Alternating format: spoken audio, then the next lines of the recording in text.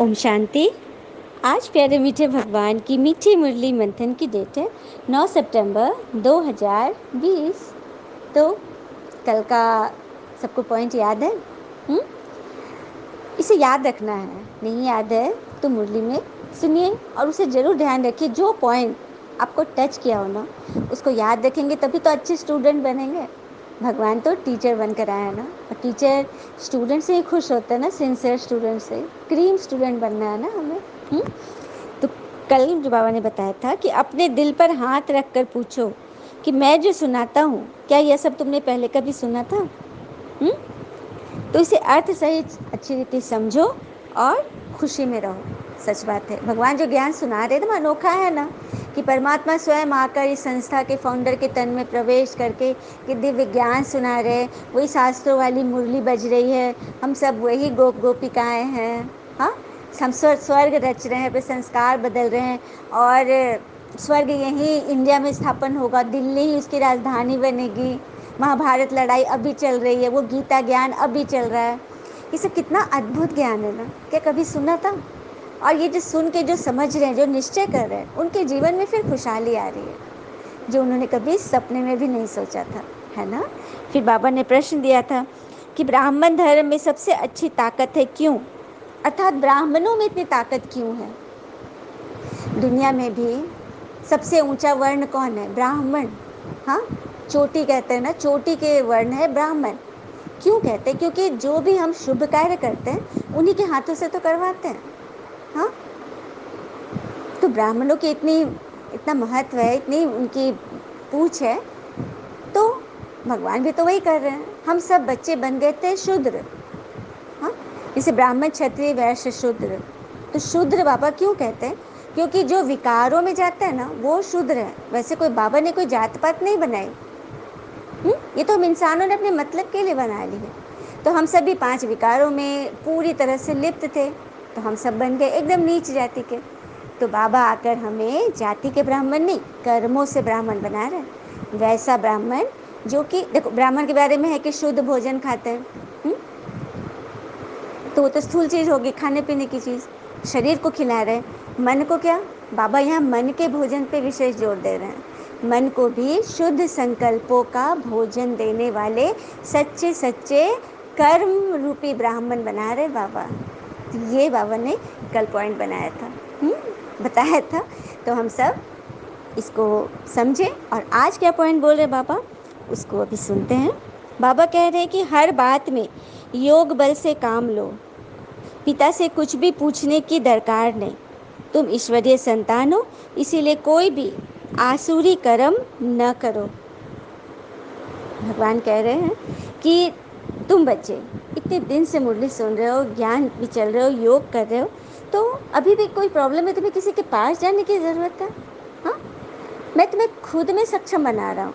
अच्छा, कोई माँ बाप चाहेंगे कि मेरा बच्चा प्रॉब्लम आए तो एकदम बेहोश हो जाए, गिर जाए, किसी और की ज़रूरत पड़े उसे?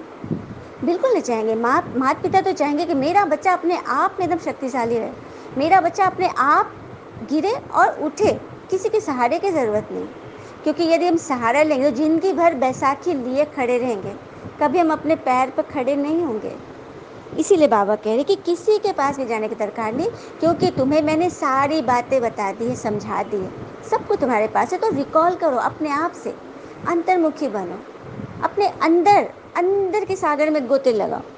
हाँ, क्योंकि तुम ईश्वरीय संतान हो। कोई भी आसुरी कर्म नहीं। आसुरी कर्म में फिर होगा प्रॉब्लम हो गई तो रो रहे हैं, चिंता कर रहे हैं, मूंझ रहे हैं, फंस रहे हैं, बिगड़ रहे हैं, चेहरा लटक रहा है, या फिर गुस्सा कर रहे हैं, लड़ रहे हैं, झगड़ रहे हैं।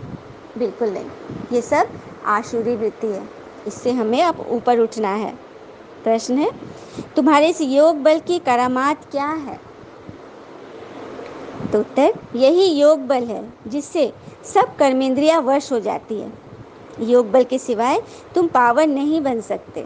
योग बल से ही सारी सृष्टि पावन बनती है। इसीलिए पावन बनने के लिए वह भोजन को शुद्ध बनाने के लिए याद की यात्रा में रहो। भगवान ने बोला ना कि योग बल की करामात, क्योंकि योग से परमात्मा से कनेक्शन होता है। योग के द्वारा ही बाबा हमें सबको समझाते हैं। और दुनिया में क्या होता है, धरती पर रहने वाला इंसान दौलत गिनता है, कल कितनी थी, आज कितनी बढ़ गई। जबकि ऊपर बैठे भगवान हंसते हैं और इंसान की सांसें गिनते हैं, कल कितनी थी, आज कितनी कम हो गई। तो धन हम कमाएं, लेकिन ये भी बात है ना कि जो खर्च कर सके वही धन का वास्तविक मालिक है, बाकी तो सभी संपत्ति के चौकीदार हैं। हाँ, तो यहाँ बाबा हमें कौन सा धन दिला रहे हैं, योग धन, ज्ञान धन। हाँ, तो इसे हमें यूज़ करना है।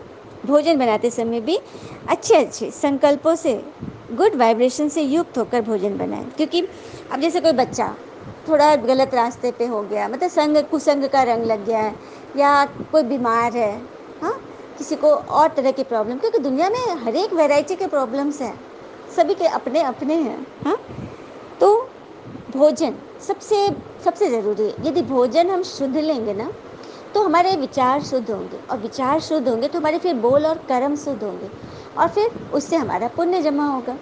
हमारा बिगड़ा हुआ काम बनेगा।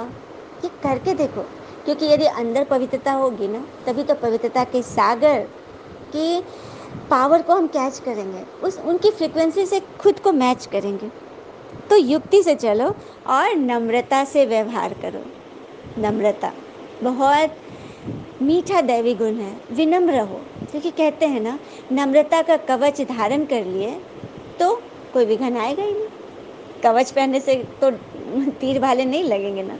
तो बस अपने आप को नन्हा घास की तरह, मुझे घास बहुत प्यारे लगते हैं, कितना भी इसे दबाया जाता है, कुचला जाता है, लेकिन फिर थोड़ी देर में वो सीधे अपने खड़े हो जाते हैं, कुछ भी नहीं होता उनमें। तो इस तरह से हमें विनम्र रहना बाबा सिखा रहे हैं। ओम शांति। बाबा बता रहे हैं कि ये कोई भी नहीं जानते, हाँ, कि कैसे स्थापना होती है। तुम पिता से कोई भी प्रकार की मांगनी नहीं कर सकते, पिता सबको समझाते। बाबा कहते मुझसे भी तुम्हें मांगना नहीं है कि भगवान ये करो वो करो, नहीं, मैंने तुम्हें सारा राज बता दिया है, तुम अपने अंदर के खजाने से निकालो, मुझसे मत मांगो कुछ, क्योंकि मुझे देना होगा तो मैं सबको दूंगा। बाबा हमें रोज रोज समझाते रहते हैं। कोई भले एक अक्षर भी न पूछे तो भी सबको समझाते रहते हैं बाबा। सही बात है, बाबा किसी से कुछ पूछ रहे हैं, बाबा बताते रहते हैं, हर बात बताते हैं। हाँ, लेने वाले पर है ना कि वो कितना ले रहा है। हर एक के पुरुषार्थ अनुसार मर्तबा होता है, और पुरुषार्थ तो बच्चों को करना है। आप जैसे स्टूडेंट है तो पढ़ाई स्टूडेंट ही करेंगे ना, कोई माता पिता थोड़ी ना करेंगे। हाँ, ड्रामा के प्लान अनुसार सब कुछ हो रहा है। तुम सब अब महसूस करते हो कि तुमको स्वप्न में भी नहीं था कि स्वयं भगवान आकर हमें पढ़ाएंगे। ये कभी सोचा था? हाँ, तो बाबा इसे बता रहे हैं। फिर बाबा कह रहे हैं कि मैं बच्चों को जगा रहा हूँ। ऐसा बाबा जो स्वर्ग का मालिक बनाते हैं, कितना साधारण है। शुरू में जब बच्चियाँ बीमार पड़ती थी तो बाबा खुद उन्हों की सेवा करते थे। हाँ, बाबा कह रहे हैं ब्रह्मा बाबा के बारे में कि उनके तने भगवान आते थे, लेकिन वो इतने विनम्र थे। जो संस्था में जो लोग बीमार पड़ते थे ना, तो बाबा खुद जाके उनकी सेवा करते थे। तो अभी भी परमात्मा को हम फील करें, कोई बच्ची बीमार है, चोट लगी है, हाँ, दर्द में है, बाबा की किरणों के नीचे रहें, उनकी छत्र छाया में रहे, तो हमें बहुत, मतलब डीप तकलीफ नहीं होगी, ये गारंटी है बाबा की। बाबा सभी बच्चों की मदद करते, यदि हम बाबा को साथ रखें तो। बाबा सदा साथ रहेंगे तभी तो माया नहीं आएगी ना। और आज देखो माया का भी कितना प्रभाव है। इसीलिए बाबा कहते हैं कि बच्चे ऐसा कोई काम नहीं करना। हाँ, उल्टे काम के लिए तो माँ बाप मना करते ही है ना, लेकिन माया भी बड़ी ज़बरदस्त है।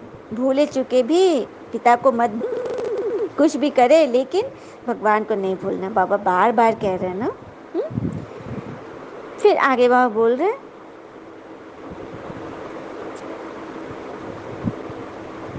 आप ही पावन बनाने वाले बन जाओ। बाबा कह रहे हैं कि तुम मुझसे कहते हो मुझे पावन बनाओ, और मैं कहता हूँ कि तुम खुद ही पावन बनाने वाला बन जाओ। ऐसा प्यार से नम्रता से बात करो, क्रोध करे तो फूलों की वर्षा करो, मारते हैं फिर अफसोस भी करते हैं। अब किसी के युगल को शराब पीने की आदत होगी, जैसे शराब पीते हैं तो बड़ा नशा चढ़ जाता है। बाबा आज सभी बच्चियों के मन की बात को मंथन में डाल रहे हैं, मुरली में। हाँ, कि किसी का ऐसा व्यसन का आदत लग गया, तो तो ये विष भी ऐसी चीज़ है, बात मत पूछो। मतलब ऐसी आदत लड़ जाती जो टूटती नहीं है। कोई एक बार विकार में गया, बस नशा चढ़ा, गिरते रहेंगे। तो ऐसे नशे की चीज़ें खुशी में लाती है। विकार भी ऐसा ही है। बाबा कह रहे हैं कि वो तो खुशी में पी रहा है, उसे मज़ा आ रहा है। उसी तरह से ये विकार, काम, क्रोध, लोभ, मोह, अहंकार, ईर्ष्या, ये भी एक नशा है। हाँ, हमें लगता है कि ये सही है, लेकिन वो हमें कितना गर्त में गिराती है। तो सिवाय योग बल के कोई भी कर्म इंद्रिया को वश नहीं कर सकते। अब किसी की गलत आदत है तो हम क्या करें?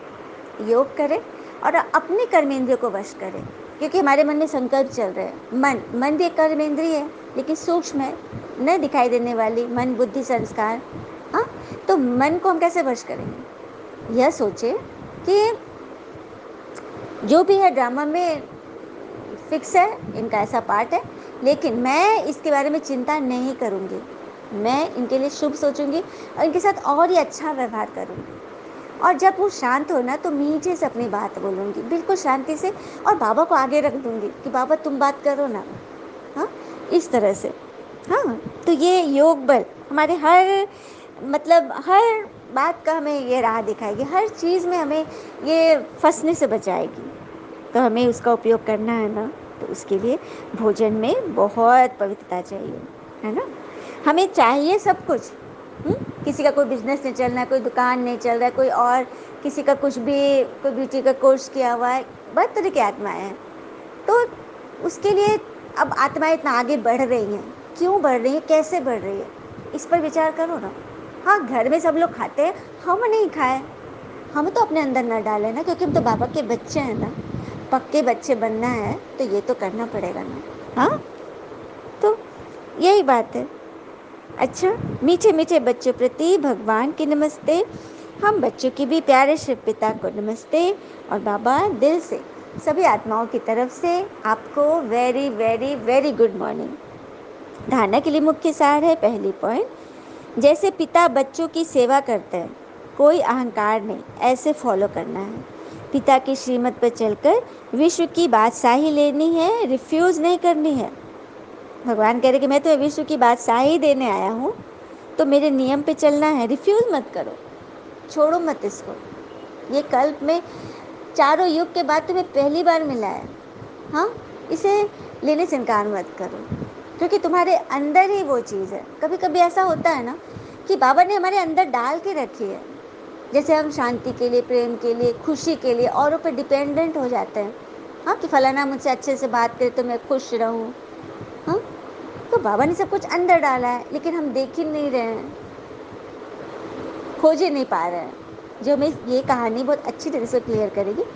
एक बार की बात है, एक सेठ जी, हीरो के व्यापारी, और उन्होंने अपनी दुकान से हीरो की पोटली बांधी और टैक्सी में बैठे। तो जो ड्राइवर था ना, उसने देख लिया कि इनके पास हीरे हैं, और वो निकल के वो गए, फ्लाइट पे पहुँचे। और ये क्या किया ना, ये भी टिकट ले लिया उनके साथ ही, और बोला कि मुझे भी जाना है। और एकदम बगल की सीट उसके उसे भी मिल गई। और रात का समय हुआ, सब लोग सो रहे थे। तो इस ठग ने सोचा कि रात में सेठ जी सोएंगे, सोएंगे तो मैं इनके बैग से निकाल लूँगा। और सेठ जी भी सोचे कि रात में मैं सो जाऊँगा, मेरी नींद गहरी है, तो क्या करूँ क्या करूँ, कहाँ छुपा दूँ। तो ठग अपना बैग रख के गया हुआ था वॉशरूम के लिए।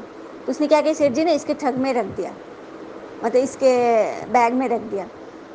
हाँ, कि ये तो नौजवान है, तो जगह रहेगा, इसको तो पता भी चलेगा।